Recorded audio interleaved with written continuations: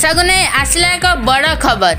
उत्तर ओडिशा रे हालुका वर्षा आसंता 48 घंटा पर्यंत उत्तर अभ्यंतरण व उत्तर ओडिशा गोटे किंबा दुईटी स्थान रे हालुका वर्षा हो पारे।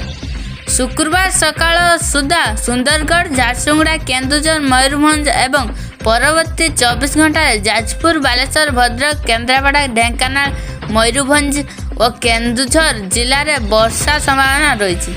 तो चलते जाना संपूर्ण खबरटी को जाना पूर्व आम भिडियो गोटे लाइक करूँ और आम चैनल सह जोड़ी रहा चैनल को सब्सक्राइब कर पाखर आसुवा बेल आइकन को दबाई दिंतु। आसंता 4 ରୁ 5 दिन मध्य सर्वनिम्न तापमात्रा से कौन परिवर्तन हेब नहीं। पाग मुख्यतः शुखिला रहिबो बोली आंचलिक पाणीपाग विज्ञान केन्द्र पक्षर आकलन करा जायछि।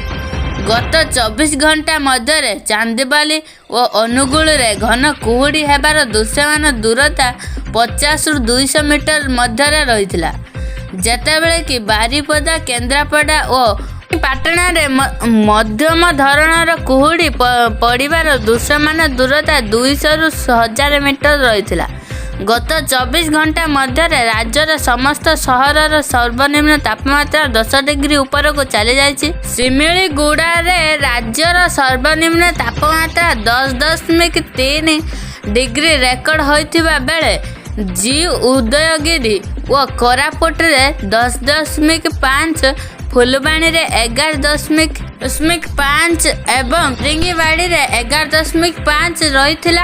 पुरी रे सर्वनिम्न तापमात्रा 20 डिग्री टपी थिबा नहीं पाणीपाग केन्द्र पक्षर आकलन करा जायछि। यदि आपन भिडियो भल लगी तो लाइक करंतु, शेयर करंतु एवं हम चैनल जो जोड़ी रहबा चैनल को सब्सक्राइब करी पाखर बेल आइकन को दबाई दियंतु।